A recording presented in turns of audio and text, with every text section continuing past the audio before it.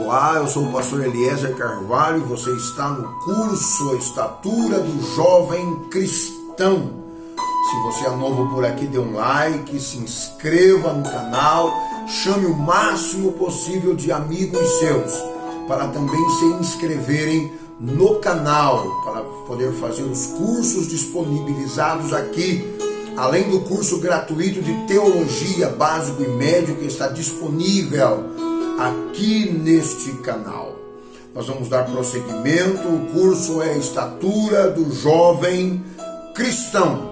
Você pode solicitar, assim que terminar de assistir às aulas, você solicita o seu certificado que vai te dar a certificação para você ministrar esse curso em outros lugares, tá bem?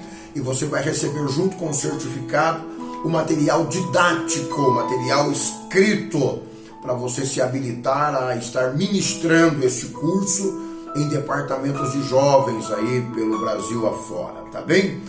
Vamos continuar então com o nosso comentário aqui da estatura do jovem cristão. A vida essencialmente pode ser definida como uma dinâmica do desenvolvimento ou da dinâmica do crescimento. A vida é igual ao crescimento. Onde há vida, há crescimento. E onde há crescimento, há vida. Essa verdade aplica-se no reino espiritual. Deus que nos deu a vida espiritual em Cristo e pretende que esta vida cresça rumo à maturidade. Eu acho que uma das coisas mais difíceis no reino humano é o retardo, ou seja, algum tipo de deformidade que impeça a criança de se desenvolver fisicamente e mentalmente.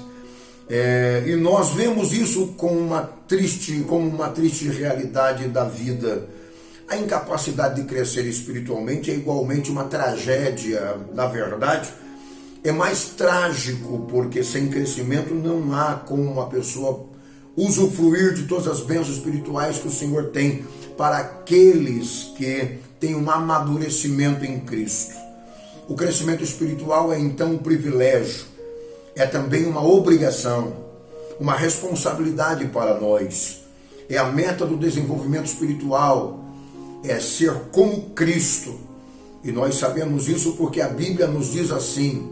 Paulo declarou: uma coisa faço, e é que esquecendo-me das coisas que para trás ficam, e avançando para as que estão diante de mim, prossigo para o alvo, pelo prêmio da soberana vocação de Deus em Cristo Jesus. Filipenses 3, 13 e 14. Qual é o objetivo? O objetivo é o prêmio da soberana vocação. Qual é o prêmio a que você foi chamado? Ser como Cristo. Quando chegarmos ao céu, seremos como Cristo? Romanos 8, 29 diz que somos chamados para sermos conforme a própria forma de Cristo, ou seja, Filho de Deus. Assim, o objetivo da vocação é ser como Cristo. Esse é o prêmio. Isso é o que seremos quando chegarmos no céu.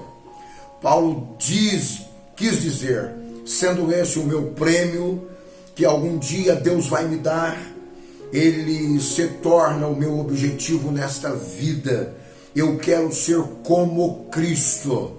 Então, quando eu penso sobre a maturidade, eu penso sobre Cristo. Quando eu penso sobre ser um crente maduro, penso em ser como Cristo. Isso concorda com as palavras de João. Aquele que diz que está nele, também deve andar como ele andou. 1 João 2 e 6. Tornar-se como Cristo é o objetivo. É também o objetivo do processo da maturidade espiritual. Veja esses textos. E ele mesmo deu muitos para apóstolos, outros para profetas, outros para evangelistas, outros para pastores e doutores, querendo o aperfeiçoamento dos santos para a obra do ministério, para a edificação do corpo de Cristo, até que todos cheguemos à unidade da fé, ao conhecimento do Filho de Deus, ao homem perfeito, à medida da estatura completa de Cristo, para que não sejamos mais meninos inconstantes, levados em roda por todo o vento de doutrina, pelo engano dos homens, que com astúcias enganam fraudulosamente. Assim, ou antes, seguindo a verdade em amor, cresçamos em tudo naquele que é o cabeça, Cristo, conforme Paulo disse em Efésios 4, 11 a 15.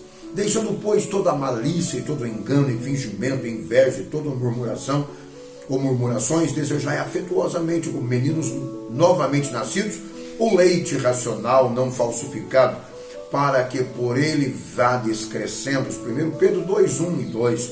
O crescimento espiritual é uma obra, ou seja, é uma outra maneira de descrever o que chamamos de santificação. Há realmente diferentes elementos de santificação. Há um tipo de santificação profissional. Esta ocorre quando você foi salvo e separado do pecado. Aliás, não é profissional, é posicional. Há um tipo de santificação posicional, quando você torna-se posicionado em Cristo, para um novo estado em que está coberto pela justiça de Cristo. Isto está no passado e aconteceu na salvação. Há um tipo de santificação futura, a santificação final. Essa terá lugar quando finalmente você for totalmente e eternamente separado do pecado em sua glorificação. No meio a esse processo de santificação, que é uma santificação crescente do pecado, quando você se move mais e mais para a maturidade espiritual, torna-se cada vez mais como Cristo. Este é o desenvolvimento e crescimento espiritual. Agora eu quero dar-lhe algumas declarações sobre o crescimento espiritual, porque eu não quero que você tenha quaisquer mal entendidos sobre o assunto. Vamos lá? O crescimento espiritual não tem nada a ver com a sua posição diante de Deus em Cristo. Isso está resolvido, ou seja, nele, não tendo a minha justiça que vem da lei, mas a que vem pela fé em Cristo, a saber, a justiça que vem de Deus pela fé, conforme Paulo falou em Filipenses 3 e 9. Portanto, sua posição diante de Deus está definida. Você foi coberto com a justiça de Deus mediante a fé em Jesus Cristo. Onde quer que esteja no seu crescimento espiritual, não altera a sua posição diante de Deus. Aquele que não conheceu o pecado, o fez pecado por nós, para que nele fôssemos feitos justiça de Deus, segundo Coríntios 5 e 21. Jesus morreu na cruz como se ele tivesse vivido nossa vida pecaminosa. E em seguida, Deus imputou sua vida perfeita para a nossa conta, como se tivéssemos vivido sem pecado. Essa é a glória da grande doutrina da substituição, justiça imputada. O crescimento espiritual não tem nada a ver com o amor de Deus por você. Deus não te ama mais ou gosta mais de você se você for maduro. Em João 3 e 1, quando Jesus estava reunido com seus discípulos no cenáculo, diz que como havia amado os seus que estavam no mundo, amou-os até o fim. Com perfeição ou sem perfeição, os amou. O Senhor ama todos os seus com perfeição. E os discípulos naquele momento eram imaturos, céticos e orgulhosos. Naqueles momentos eles estavam discutindo entre eles quem seria o maior. Éramos estranhos inimigos por nossas más obras, mas em seu amor Deus nos reconciliou da cruz de Cristo. Colossenses 1, 20 a 22. Ele nos ama com um amor perfeito. Ele não nos ama de acordo com a nossa maturidade. Ele nos ama para a salvação eterna. E Ele nos ama na glória eterna. O crescimento espiritual não tem nada a ver com o tempo. Não é medido pelo calendário. Infelizmente, há muita gente no meio da igreja por um longo tempo e ainda muito imatura. Foi o que Paulo disse sobre muitos lá na igreja de Corinto. E eu, irmãos, não vos pude falar como a espirituais, mas como a carnais, como a meninos em Cristo. 1 Coríntios 3 e 1. E esta é uma acusação a eles. Eles foram todos apanhados na inveja e contendas, e assim eles eram imaturos. Foi a mesma situação que o escritor aos Hebreus relatou, porque devendo já ser mestres pelo tempo, ainda necessitais de que se vos torne a ensinar quais sejam os primeiros rudimentos das palavras de Deus, e vos haveis feito tais que necessitais de leite, e não de sólido mantimento, porque qualquer que ainda se alimenta de leite não está experimentado na palavra da justiça, porque é menino, mas o mantimento sólido é para os perfeitos, os quais, em razão do costume, têm os sentidos exercitados para discernir tanto bem quanto mal, conforme está escrito pelo escritor aos Hebreus, em Hebreus 5, 12 a 14. É muito comum encontrarmos pessoas que são cristãs por décadas e permanecerem crianças espirituais. O crescimento espiritual não está relacionado por si só ao conhecimento. Há pessoas que acumulam informações bíblicas e que mantêm níveis trágicos de imaturidades. A menos que o conhecimento seja puro e que seja aplicado de modo a conformar a sua vida a Cristo, ele não faz nada além de encher sua mente com fatos.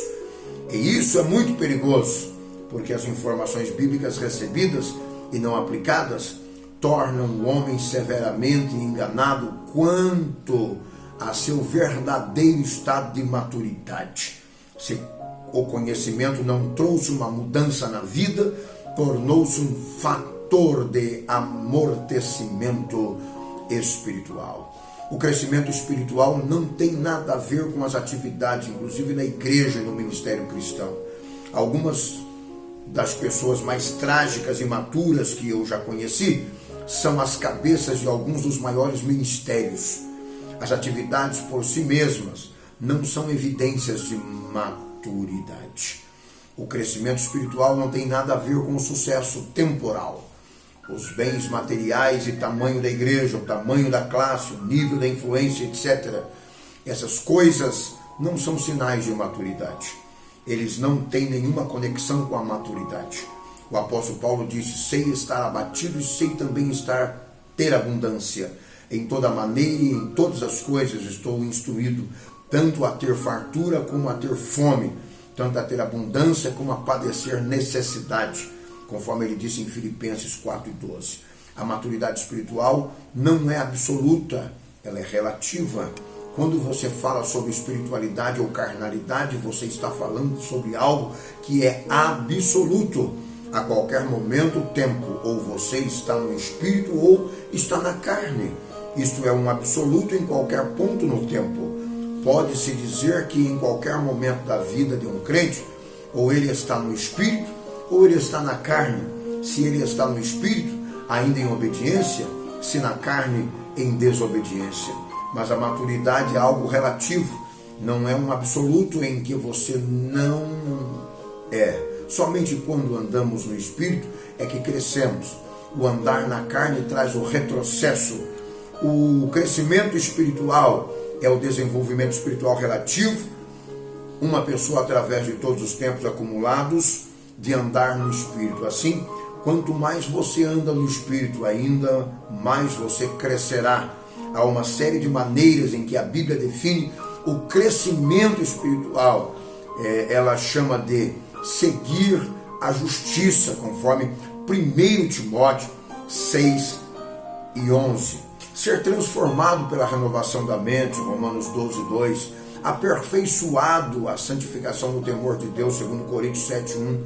Arraigados e edificados nele, conformados na fé, assim como fossem ensinados na abundância em relação à graça, ações de graças, Colossenses 2:7. Eu sou o pastor Eliezer Carvalho, você está no curso Estatura do Jovem Cristão. Eu quero que você, ao assistir todas as aulas, entre em contato com o WhatsApp do Instituto e solicite o seu certificado. Tá bem? Você vai entrar no 439-2001-2860. E aí nós vamos estar te atendendo com o certificado desse curso. E nós vamos aproveitar e enviar para você o seu material didático, tá bem? A matéria digital desta aula, ou desse curso inteiro, tá certo? Fica aguardando para o seu contato. Se Deus permitir, na próxima aula voltaremos a ter o contato. Inscreva-se nesse canal, chame o máximo de alunos para fazer também cursos aqui no canal Teologia Didática. Até a próxima, se Deus permitir. Shalom Adonai.